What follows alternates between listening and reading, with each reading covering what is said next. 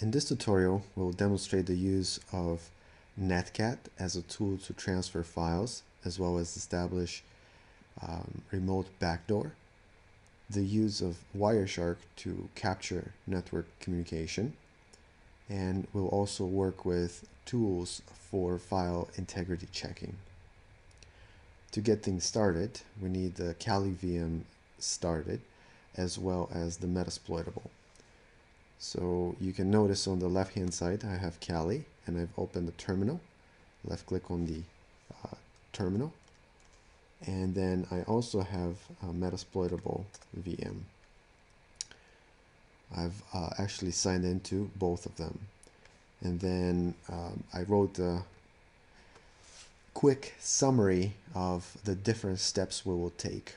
So the first thing we're going to do is we're going to create a file on the Metasploitable VM, and then we're going to use netcat to transfer the file from Metasploitable and receive it in the Kali VM.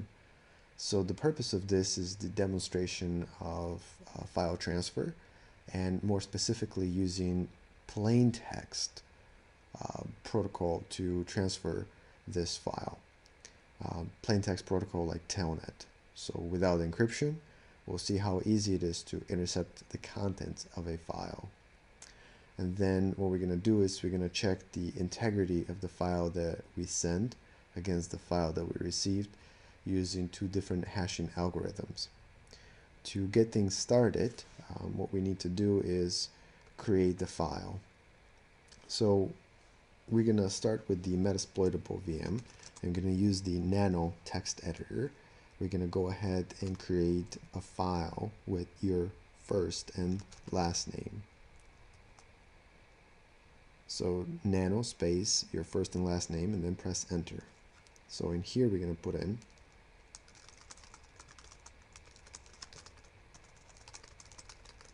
this is just a test from your first and last name. Next we're going to press control, and we're going to use the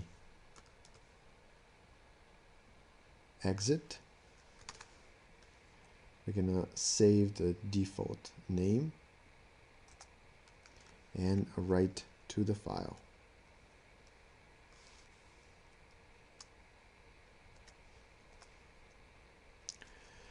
Okay, so if I do ls next,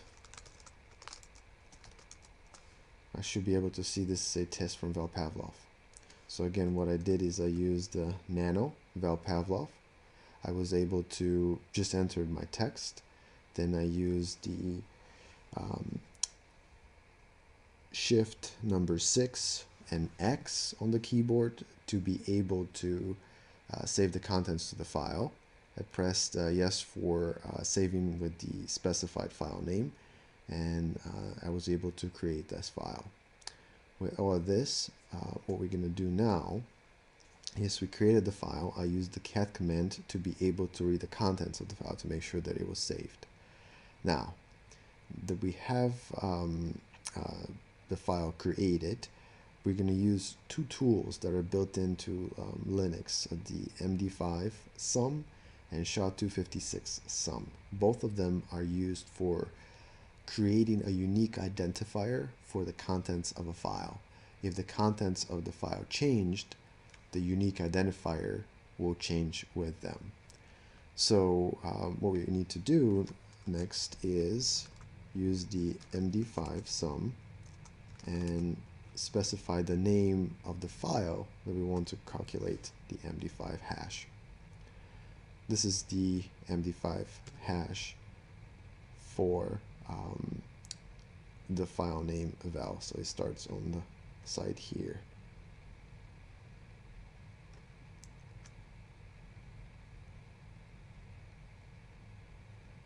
Okay, so from this we can also calculate a different type of hash. So MD5 is known to have a hash collision. So in some rare occurrence, it is possible that two files can have the same unique identifier if you're using the MD5 hash algorithm.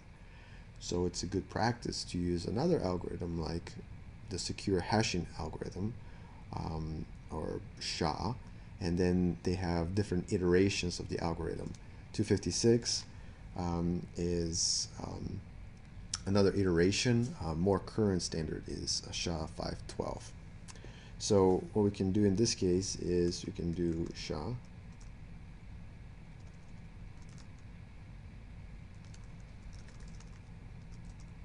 256 sum, and then use the file name and calculate another algorithm.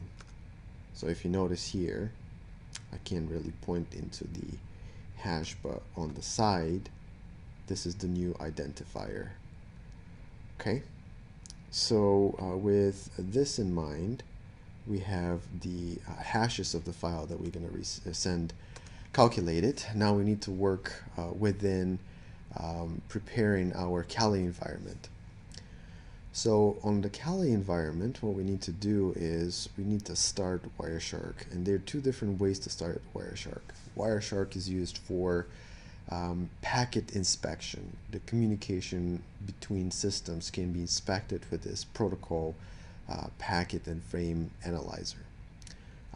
It essentially helps us to dissect the communication that's going over the wire. So to start Wireshark, we can do that from the terminal. If we type in Wireshark, in the case if you're having a default Kali configuration, just run Wireshark. So we can start it that way, or we can start Wireshark from the applications menu. If we go into sniffing and spoofing, and then we click on Wireshark. So it doesn't matter how you start it. If you start it from the command line, as soon as you close the terminal window, the Wireshark application will go away. So the next thing we need to do is define our network interface card. So ETH0 is going to be the default one. The way you can tell that ETH0 is the correct interface. So if you type in ifconfig in a terminal window, you will notice your active interface ETH0 with an appropriate address. So this address should be whatever you're designate in your environment. This can vary, so make sure you actually check your ifconfig. The other thing you noticed, if this is an active interface, you can see the pulse, or you can specify that you want to monitor any interface in case you have multiple, including USB. My suggestion is to use the ETH0. So the next thing we need to do is click Start. So from this point on, we're actually intercepting any communication, okay, because the actual configuration for our environment here is set to host-only adapter. Any communication on the network host will be able to intercept. We need to also make sure that the promiscuous mode is set to allow VMs, and allow VM, it's actually set up for both virtual machines.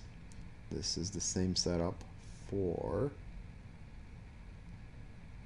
my Metasploitable VM. So I went to settings, network, from network adapter 1, and made sure the allow VMs and cable connected, as well as the attached to host adapter, is both checked. Now, one thing I didn't do is check the IP address for my Metasploitable VM. In this case is 103. So my attacker is 101 and my target is .103. That's the last octet. So now that we have this set up, what we need to do is set up Netcat. Netcat is a built-in, for the most part, tool for most Linux distributions. It comes in as a pre-installed application. It allows to transfer files, it allows for remote access, it allows for port scanning, and many other uses. Because it's a built-in utility, think of it as kind of like the PowerShell for perhaps Windows. Because it's a built-in utility, it can be used in so many different ways. It's very difficult to detect it. It's a standard package. So what we will do is we're going to use Netcat to transfer a file, a plain text file. And Netcat by default is using kind of like the Telnet protocol, which is plain text. So anything transferred over the wire using Netcat can be intercepted. So let's go ahead and set up the file transfer. So for this part of the tutorial, what we will do is I highlighted here what we need to do on the sender and the receiver. So on the sender, in this case our target, what we need to do is specify that we're going to have netcat. We're specifying the actual IP of the receiver, the port that we've configured, and then we're actually sending the file.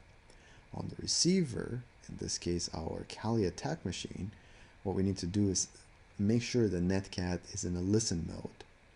So when the target sends the file, we're listening for the file to come in and accept it. The other thing we're going to do is when we're sending the file, we will make sure that the file, the connection is only established for 5 seconds. Okay, so what we were going to do here is we created a file called val, and then what we need to do is we need to set up the listener on Kali. So we're going to do LVP, we're going to specify port. So essentially we're telling netcat NC space -L for listen, verbose, and port 49s. Okay, so the next thing we're going to do is we need to tell it we're going to listen on that port, and we're going to send the received file into a file called received. Okay, received. So once this is set up, we press enter, and now we're listening for common connections. On the Metasploitable VM, and notice I'm pressing my right control on the keyboard to be able to move from one virtual machine in VirtualBox to another. So I need to specify the IP address for my Kali, which was 192.168.56.101 in my case. I need to specify, actually the first thing I'm going to do is I'm going to say the connection is going to be up for 5 seconds. I need to specify the port I'm connecting to, and now I need to tell what file I'm sending. Okay, so with the arrow to the left and then the file name, I will be sending that file to my Kali. And let's see if my setup is correct. Okay, as soon as I hit enter on the Metasploitable VM, if you notice here, I see that the connection was established from 103. And after 5 seconds, if you notice, the blinking cursor disappeared and my shell here appeared. So from here, what I can do is, it looks like I changed my working directory to desktop and another desktop folder. So from here, what I can find out is on the Kali VM, I'm going to use the pwd, so the print working directory. And if you notice in my case, I'm root desktop and another folder called desktop. So because I did this, by default, you're probably going to have only the capital D desktop. What I'm going to do is I'm going to move the received file into your desktop. So this is what it should look by default. So you should have it in the received. That was an extra step you don't need to do. So with the received file in the correct location, which is the root desktop, this is what you should have been seeing, is we can see the contents of this file, which is this is test from Val Pavlov. Now, let's go in and use the MD5 sum to actually compare the contents of this file. So we see that the name of the file is different. Received versus the file here in Metasploitable was Val Pavlov. Now, it doesn't matter the file name, what matters is the content. So let's see if the hash here is the same. Because the Metasploitable screen jumped out, what I can do is, let's see, press Control so I can move from one VM to another. Click my left mouse key into the Metasploitable screen so I can make it active. And then what I need to do is use the up arrow so I can go to the MD5 or just retype the MD5 sum command. Now let's see if the files are the same. What I'm going to do is, instead of reading the entire file, I'm going to compare the last few. As a good practice is to make sure we compare the entire random string with alphanumeric characters. The last, let's say, the last 5 characters are 1DF84. So if I was to go over into the metasploitable, I can see 1DF84. So what we demonstrated here is that regardless of the name, the file is the same. So we can go in and also compare the SHA-256 sum of the received file, and we can do the same thing with Vel-Pavlov. And if you go in, it looks like I did not. Not sure what happened here, but I didn't execute the command on the Kali correctly. This is what I should have seen. SHA-256 sum received, and if I compare with the file on the right, all characters should match. And I'm going to compare the last 6 in this case, 8D, 87DF. Okay, and if you look into here, it's AD87DF. So what we have in front of us is the same file that was transferred. Now, let's have some fun with Wireshark. What we have here are display filters. And what we can do is we can use a number of different filters. I'll make a different tutorial that focuses on Wireshark. For the purpose of the demonstration and looking into the plain text communication, what we're going to do is we're going to use the filter data. Okay, the data filter is going to show us anything that was human readable ASCII format data. In this case, it's kind of hard to see, but we have one packet. So we see that the length was 97 bytes. If you look into the actual window here, this is a test from Vel-Pavlov. There's an easier way to read the actual packet. If you right click on it, you go into follow, and then TCP stream will be in a little better human readable format. Okay, so this is a test from Vel-Pavlov.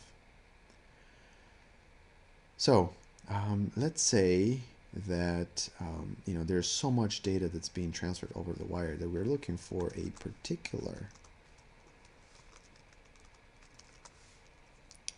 string in the data that's called test. What we can do is we can use the data contains filter and then in quotes enclose the string that we're actually looking for. Okay, so we found test, and if you notice here, if you do follow TCP stream and let's say test, we see the word test exists in that particular string.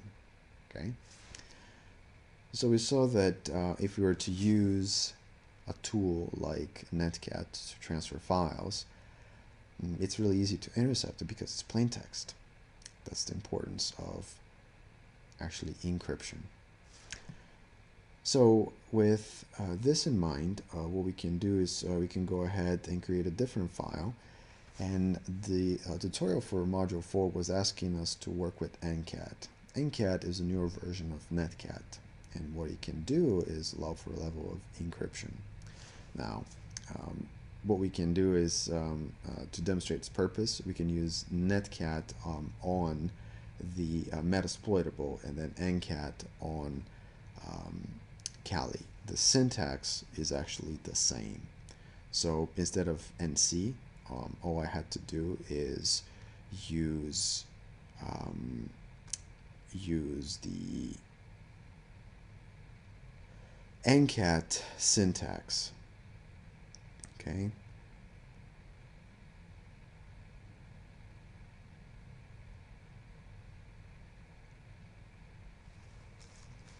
So let's see here. we're going to remove our received file, make sure it's not there, and then we're going to go in and set up netcat,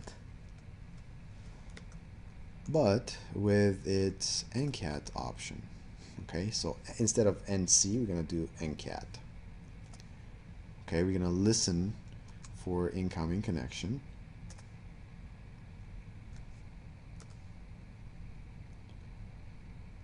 I'm going to come into the Metasploitable, and I'm going to use netcat because that's what's available on it, and I'm going to transfer the file. It's going to do the same thing. It's exactly the same process. After 5 seconds, should actually act the same way as netcat. So if I come back here, press the control to release the mouse from one VM to the next, and we review the contents, this is the same test file. So when it comes to the use of ncat versus netcat, it's the same syntax. It's just ncat is more updated and it provides a level of encryption. So let's do something else with netcat since it's more fun. Let's do shell. Now, transferring a file is interesting, but also when we're working with a target, we can use netcat not just to exfiltrate data, but we can also use it to set up a remote access to our target. The remote access is kind of interesting because if the connection is unencrypted, what we can do is we can set up network intrusion detection to be looking for certain keywords to be able to detect the presence of a remote shell, remote backdoor connection, and so on. So what's the difference between bind shell and reverse shell? Bind shell versus reverse shell. Well, shell is remote connection to a Linux system. It's bind shell is when we're directly connecting. What we're having here is the Kali and the target. Very simple illustration. So the bind is a direct connection from the Kali attacker to the target, in this case Metasploitable. Reverse is a connection from the target to Kali. And how does this work in terms of netcat? Well, with netcat, to do a bind shell, what we're going to do is we're going to prepare the target to listen from incoming connections on any port. Okay, and then what we're going to do is we're going to spawn its command shell. So for anyone that connects on this designated port, they'll have a remote access to the target. For the reverse shell, it's the opposite. What we're going to do is we're going to set up the Kali attacker to always listen for connections on a specific port. So any new target that's connected, it will automatically give us a remote control. Those are the two different scenarios. Typical setup for attack nowadays uses the reverse shell, and the advantage from an attacker perspective is we never know when a new target will become infected and we'll gain remote access. So instead of us trying to probe and make sure that with a bind shell the target is actually up, we're waiting for the target to phone home, call us when it's ready, and that's the reverse shell. So bind shell, we're calling to the target. Reverse shell, the target is calling back to us when it's ready. So with all this in mind, let's see how it works. We're going to go back into the setup with Kali and with Metasploitable, and we're going to go in and set up a bind shell. So for the bind shell, we're going to prep the Metasploitable target into listening mode. So netcat, what we're going to do is we're going to set it in listening mode, and we're going to specify port. Let's do 4H this time. And then the E bash shell, or shell, that's the bash is the shell. And I have bin bash. So that's spawning the actually shell of the current user. So how did I know that? I'm going to show you in a minute. So I'm going to set up the listening to the specific ports, and then when a connection is established, it's going to gain a remote connection. Okay, now I need to go into the Kali VM and specify netcat, the IP of the target, which was 103, and then the actual port, which is 48. Now, what I'm demonstrating is a direct connection from the target to direct connection from the attacker to the target. That's a bind shell. Okay, so if you notice on the here to the right, I have the metasplittable, and it says that there's a connection established. On the left hand side, I have a blinking cursor.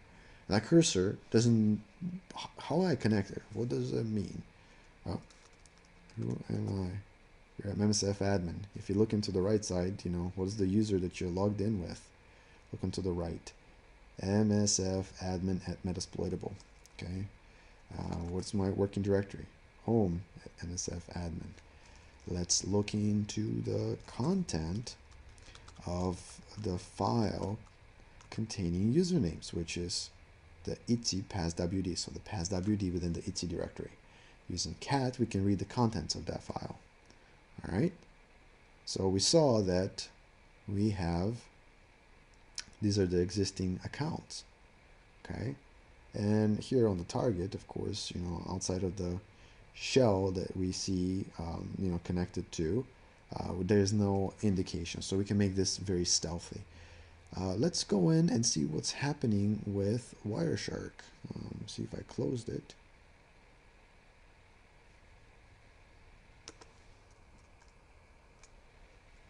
Nope. Okay, so let's look into Wireshark. How can I determine that there's a shell that was established? Let's see that we're in Wireshark. You know, this could be either on the Metasploitable or another machine that's helping to run Wireshark and inspecting the entire network traffic. How can we determine that there is a shell established and it is with netcat? Well, if you're just looking for data contains netcat, you're not going to find anything. There's nothing that's related to netcat. So netcat itself, it's not going to, it's a communication channel. It's not going to show any type of evidence that you know, the shell is established, unless you're looking into doing kind of an Nmap scan and we're looking into open ports. Nmap is able to detect that there is a listening port with netcat. But just by looking into the network traffic, looking for netcat, that's not going to happen. But what we can see, so if you're looking to just the data, the plain data, there's more packets here. So if you use your cursor to kind of go through those, you're starting to see, look into the, what is the packet here? What number is this? It's not showing me the number, so for some reason it says number and then it's blank, but whatever the case, you see the who am I? So if we go in and right click on this particular packet, follow TCP stream, look, this is the command that I sent. So in the red color is the commands from the attacker to the target, okay? And the who am I, the response is MSF admin. The next command that I typed in was print working directory, and the response was this. And then the third command that I typed in was cat ITSI passwd, and then this is the actual you know, content. Now, how can I determine that there was a shell that was spawned? None of the actual command give me clues. Well, what we have to do is we got to use different filters that can help us determine, based on the keywords, if there was a data leak. So data contains root. Okay, where is root? Well, one packet was found with the username root. So if you go into filter here, root, well, the root username was used. Now notice something else. If you're looking through the ITSI passwd, notice that the colon and then the / is always you know, present in different different context. So what we can do is also we can look into the forward, colon /, and that's a typical syntax for the username. So this is the actual shell that the user is using. So the root user is using the bash shell. Daemon, the services, are using the shell, the sh shell, and this is the born again shell. So just by using these two characters, we can look for content. Of course, because this is a generic use, it can have a lot of false positives. Another indicator, so let's actually go and see what that looks like. Data contains, and we can tell it contains a character like this, okay? And obviously that's the same file. Or data contains bash, okay? And then what we see is there's the bin bash, or contains bash sh, okay? And this one doesn't have bash sh because I mistyped it. It's a bin shell. Okay, so bin shell. And of course, if you're looking to the content of the stream, you can see that information. Now, here's another way. What if you didn't know the display filters and you didn't spend time looking through Wireshark? There's a different way to kind of help you determine communication and different endpoints and protocols. So one way to do this is to look into the statistics endpoints. Statistics and endpoints. If you go into IPv4, these are the different connections that this particular host communicated with. So we know that there's the 100 machine, which is our virtual router, 101, 103, and then the rest of the addresses are virtual. So there was a lot of communication between 101 and 103. When you look into the TCP protocol, there was a lot of communication on port 999 and then 888, some other random ports, okay? So with this statistic, we see the different IP addresses that our machine communicated with. And this can help us, we can actually go in and copy the results as CSV and filter them outside, okay? Something else we can do from the statistics is also looking into the flow graph, okay? So what we're seeing here is kind of the flow of the different communication, okay? So we're seeing that we established communication with between 56101 and our target was 103. Okay, so somewhere in here there's going to be 103. Okay, so here's the 103, and if I scroll down, we see communication with 103. Okay, we see that there is more and more communication. So if we kind of move the X and Y vertices, we can actually see what that communication looks like, and that gives us the direction of the flow. Okay, so with this we can actually draw what we call a data flow, a map of the communication between the hosts. In addition to this, what we can do is we can look into the actual protocol hierarchy. Okay, and we see that there is data. Because there's data, this is the human readable content. If it was encrypted, we're not going to be able to see this. But because it's not, what we can do is right click, apply as filter, select it. And then from here on, what we're doing is the filter automatically selected for us. In this case, it's data. And then it showed us anything with data. Okay, so if you don't know the display filter, like data, what you can do is you come to the statistics and use the statistics menu to help navigate you through the results. Now that we covered that we know we can set up a bind shell, the reverse shell is the same concept. It's just that we are reversing the role. It's going to be the same result. The last thing I needed to show you was what's the role of a secure copy file. Okay, secure copy. And what we're going to do is this time we're going to create a file on the Kali VM, and we're going to securely transfer it to the target, in this case Metasploitable. And why is this? Well, we can always transfer another backdoor from the attacker to the target. So in this case, we're going to use leafpad, and we're going to call it secure. just for the purpose of the demonstration. This is a secure file, okay, from, and I'm going to put the number 2 in the end of the file name. I'm going to click the red X and then I'm going to click yes and cat secure. Okay, so now I'm going to use the secure copy command. Okay, I'm going to tell it, what am I going to secure copy? I'm going to secure copy for some reason I'm still in the desktop.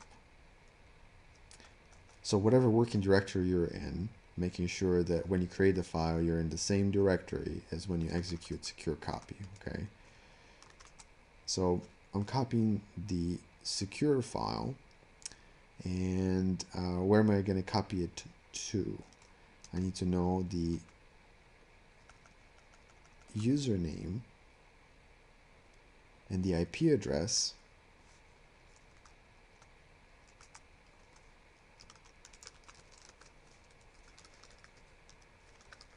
for the target. Then I need to know, where can I copy it? Where can I copy it? Okay, so how would I know where to copy it on the target? Now we can guess. Where's my cursor? So I had to hit Control-Alt-Delete to be able to get out of the Kali VM. Now you can see my mouse. And then I had to click on the Linux VM here on Metasploitable, so I can see what's my working directory. And I type in print working directory pwd. I see it's home MSF admin. Okay, I hit Control-Alt-Delete again, or Control-Alt to release the mouse from the Metasploitable and be able to come into my Kali. And it looks like I hit enter prematurely here, so I'm going to restart the command. So I'm trying to secure copy the file secure and specifying the username, which is MSF admin at IP address of the target, and then / the directory where I want to put this secure file. Okay, and then what's going to happen, I'm going to be asked for the password. It's MSF admin. Okay, and then I see that the file was successfully transferred. If I do the Control-Alt, release the mouse here, go up, left click into the window for Metasploitable. If I do ls, I should be able to see the secure file, cat secure, and there it is. This is a secure file from Val Pavlov. Now let's look into the communication. We know that the file name was secure. Let's look into Wireshark and see, using the secure copy, which uses encryption, were we able to intercept that data? Okay, data contains, just to compare, Val Pavlov was the last file name. Okay, and that doesn't matter because it wasn't necessarily transferred. But within the Val Pavlov file, we had the word test. Okay, this is a test from Val Pavlov.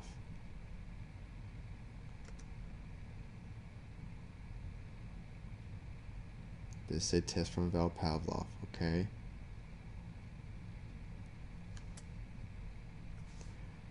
now let's look into the SSH. Look what's happening here. We see that actually, if you look into the unfiltered traffic, we see that we have regular TCP connection, and soon we have SSH. As soon as we did secure copy, we're actually invoking the secure shell protocol, which uses encryption. It's based on OpenSSH, the actual version, and OpenSSH from the client and the server is going to be negotiated, whatever version that they're using, but be able to establish a secure connection, so it cannot be intercepted. So we see that we established a secure connection.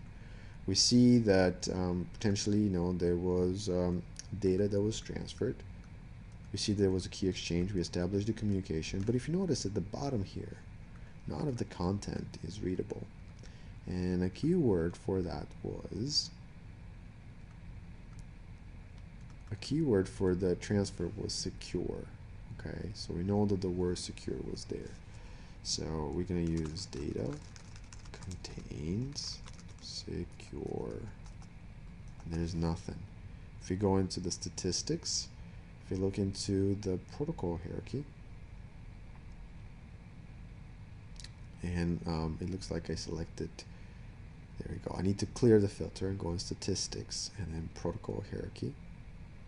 Now we see also the SSH protocol.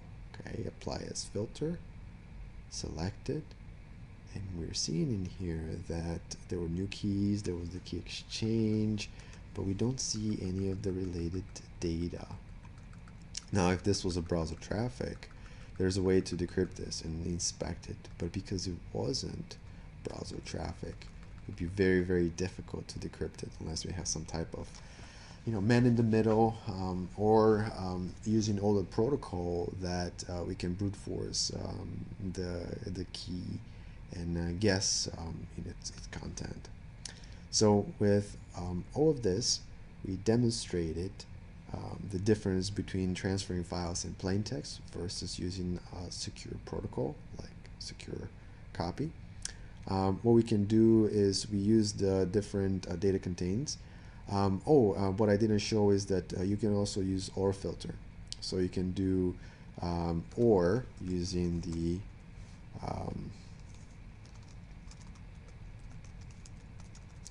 so data contains, and you specify something in a double quotes, or you can use data contains and use the word, another filter with the or you can use the symbol.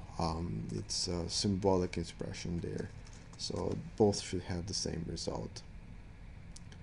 Okay, so what we did is, the file can contain either bin sh or the word val. Now what happens when we want to do and the word val? Of course, there's no two data streams that contain the same, but there is one that contains just, I believe, val.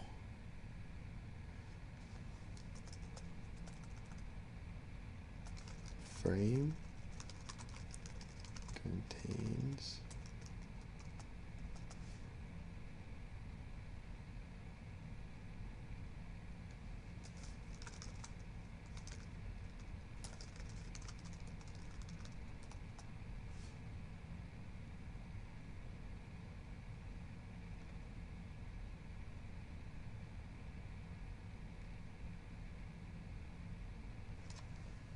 that it contains test, because that was the file, but it looks like lowercase val was not present. It was uppercase val. Data contains val, and now it comes up because what I looked here, it was an exact string, which was val. So contains is a string, so it has to be, it's a case sensitive. So if I used lowercase val, there's no results. When I used uppercase val, and the way I found it was actually here, it's gonna come up.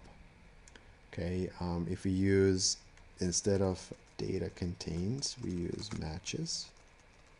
It's a regular expression. Okay, and you can use a filter to actually compile a regular expression and say that it's either an uppercase or a lowercase, and that can give a little more flexibility in the searching if we're not sure about the case sensitivity. So with this in mind, what we've done now is, we have this file transfer, plain text, and everything else. So what we need to do now is we need to stop the packet capture, and I was clicking on the red button. I'm going to go File, Save As, and determine the format we want to save it as. We're going to do a generic modified TCP dump, and we're going to use the Wireshark/TCP dump PCAP format. Okay, and in here what I'm going to do is I'm going to call it my name. Make sure you save it as your first and last name, and save it to your desktop. Okay, and click save. This will conclude the tutorial.